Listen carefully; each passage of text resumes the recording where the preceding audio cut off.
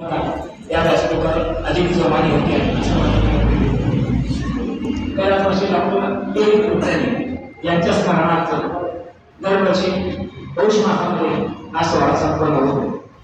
वेगवेगळ्या नामवंतांच्या गुरुग्रंथांच्या हरिभक्तांच्या स्मरणार्थ ही परंपरा ठेवण्यात अनेक मान्यवर सदस्य आजही आम्हाला इतक्या तत्परतेने सहकार्य करतात, योगदान देतात. यावर्षीच्या पौष मासामध्ये अनेक मान्यवर कीर्तनकारांनी या सभागृहामध्ये आपली सेवा संपन्न केली आहे. काल परवा म्हणता तेव्हा पौष मास झाला आणि तेव्हा संपन्न झाला हे कळायला सुद्धा नाही. खरं म्हणजे सांगता समाजामुळे सुरुवात झालेली सांगता समाजात पोहोचले, परंतु सांगता समाजात काम करतोय आपल्याला थोडंसं वेळ लागणार. महिनाभर मान्यवर कीर्तनकारांची कीर्तन सेवा आपल्याला इथे संपन्न मिळालेली आहे, प्राप्त झालेली आहे, आनंद मिळाला आहे, आपले काम पूर्ण झाले आणि आता पुन्हा उद्यापासून ही खंडितता होते आहे.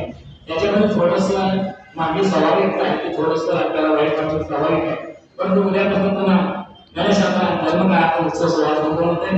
ठिकठिकाणी पुन्हा या कीर्तन उत्सवाला सुरुवात होणार आहे. पण ही अखंड मालिका आज आता साकारत होणार आहे. या सोहळ्यामध्ये गेल्या सप्ताहामध्ये आदरणीय राजेंद्र मांडेवा यांनी अतिशय सुरेख असं संपन्न कीर्तन ते स्वतः वाहत असताना त्यांचं कीर्तनही मारत. त्यामुळे मोठ्या आनंद त्या सोहळ्यामध्ये ज्या वेळेला आपुलकीने आम्ही बोलवतो एवढ्या लांबून एवढ्या कीर्तन सोहळ्यासाठी एवढ्या लहान कालावधीसाठी कीर्तनकार होय म्हणणं ही सुद्धा भविष्य काळामध्ये त्या वेगळ्या अनुभव येण्याची शक्यता नाही. परंतु असे कीर्तनकार आहेत की आम्ही आमंत्रित आणि तत्परतेने होय म्हणावं इतके जिव्हाळ्याचं आपुलकीचं स्नेहाचं नातं कीर्तनकारांनी संस्थेमध्ये निर्माण झालं की या सेवेला कधीच अखंडितपणा सातत्यानं जाण्याची शक्यता राहणार.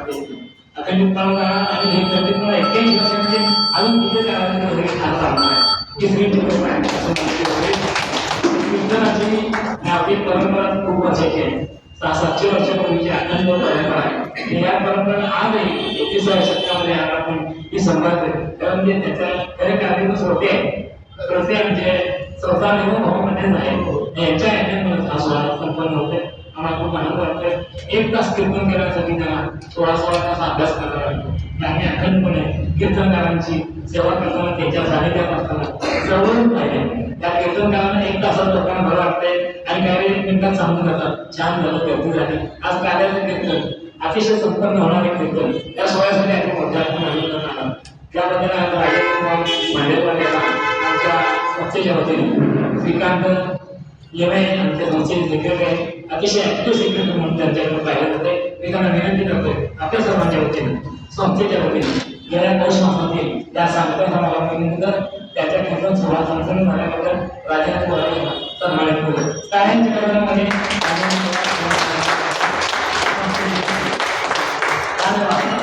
श्रीकांत दिवाळी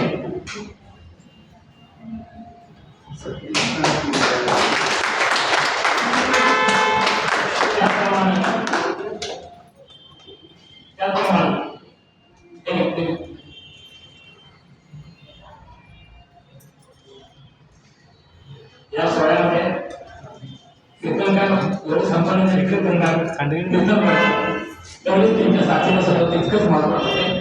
विजय पाटकर ते हार्मोनियमच्या माध्यमातून नेहमी सेवा करतात. आमच्या कीर्तनाला विजय प्राप्त होण्यासाठी त्यांचं सहकार्य सातत्यानं लागतंय असं यांना अधिक व्यक्त केले. विजयजी यांनी आमचं योगदान अनेक वर्ष या संस्थेत केले.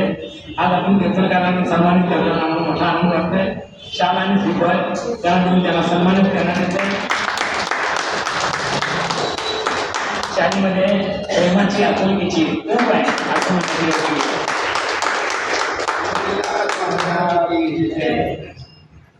यानंतर हार्मोनियम मध्ये विजय पाटील यांना या व्यासपीठावर टाळ्यांच्या गजरामध्ये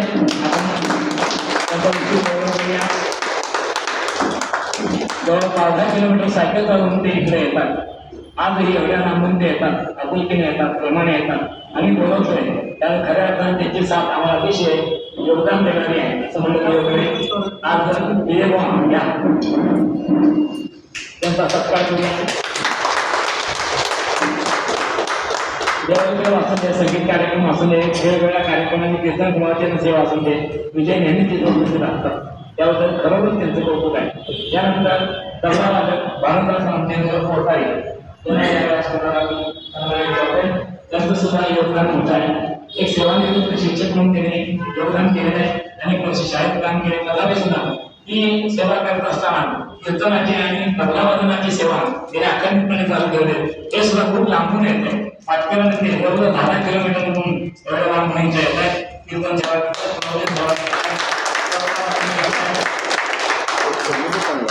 आणि मोठ्या आनंदाने ते साथ करताय. आम्हाला खूप आनंद वाटतोय. त्याचा उचित करताना आम्हाला विशेष आनंद वाटतोय. गेल्या काही दिवसापासून सध्या 1 महिना हे आपलं कीर्तन ग्रामीण भागामध्ये सर्व प्रांतामध्ये शहरामध्ये सुद्धा जिथं जिथं जिथून चॅनल आहे त्या सर्वांना थेट बघता यावं म्हणून जितू शिंदे गेल्या महिन्याभर सातत्यानं या सोहळ्यामध्ये सहभागी होत आहे. टाळ्यांच्या लग्नामध्ये आज आपण सन्मानित करतोय. कार्यक्रमासाठी या सोहळ्यामध्ये आपण चित्रीकरण केलं आणि लोकाभिमुख केलं.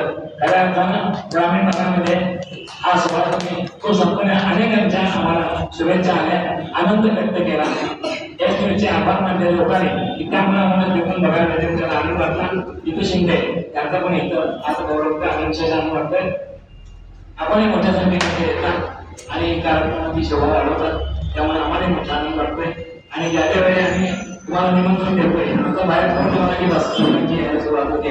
तुमच्या टाळ्यांच्या कार्यक्रमामध्ये सर्वांचे आम्ही आभार मानण्यासाठी आपण सर्वांनी एकमेकांसाठी टाळ्या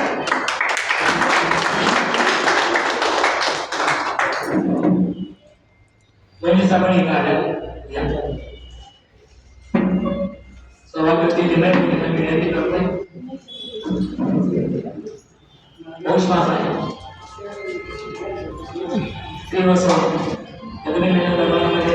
फक्त नारायण आज लक्ष्मी नारायणाचा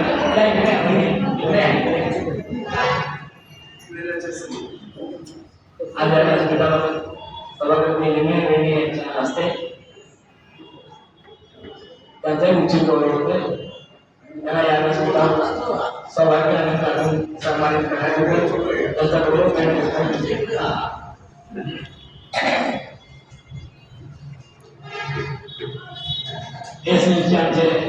मित्र मती पाटील साहेब, मोठे दादा डोळे पाटील साहेब, संजय दादा यांचा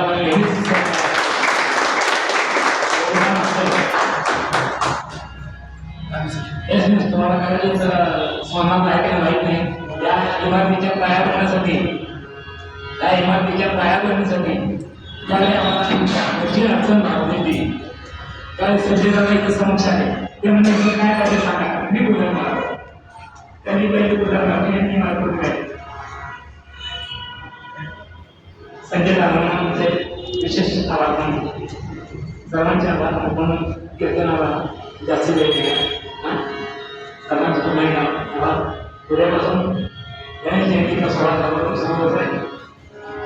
महाराष्ट्र विद्यालयात गणेश जयंतीच्या सोहळ्यानिमित्त ती दिवशी सांस्कृतिक सेवा मंडळाचा वर्धापन सोहळा संपन्न होत आहे. गेले 43 वर्ष पूर्ण होत आहे आणि आपण 45व्या वर्षात प्रारंभ करतो. त्या सोहळ्यासाठी काही 7 वाजता आपण यायचं आहे. गणेश जयंती दिवशी जगद्गुरु शंकराचार्य महाराज कवियत्री त्यांचे आशीर्वाद आपल्याला लागणार. मान्यवरांचं कीर्तन वासुदेव गोवाला सोडवायचं झाले हेही घेत आहे. त्यांचंही कीर्तन होते आणि जगद्गुरु शंकराचार्य महाराजांचे आशीर्वाद मान्यवरांचे सत्कार सर्वांच्या होते. दोन्ही कार्यक्रमाला निमंत्रण सर्वांना धन्यवाद.